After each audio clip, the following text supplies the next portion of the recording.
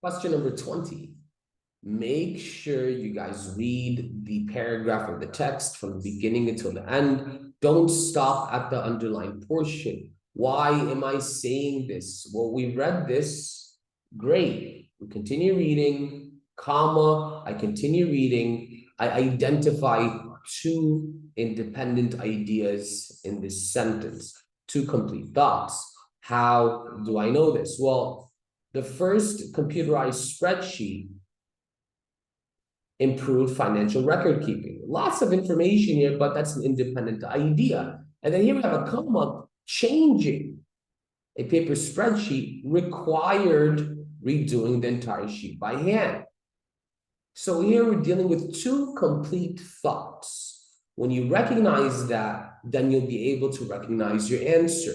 How do we separate two complete thoughts? Either with a semicolon, with a period, with a comma, fanboys, or a colon or a dash, depending on the meaning. And so answer C works best. Answer A is unacceptable. Answer A is a run-on sentence. Two ideas running into each other. Answer B is unacceptable because answer B places a comma between two independent ideas, which is equal to a comma splice. Answer D is unacceptable, just like answer A, it is a run-on sentence. We need a comma here at least. So answer C places a period between two independent ideas. Make sure you read the full entire text.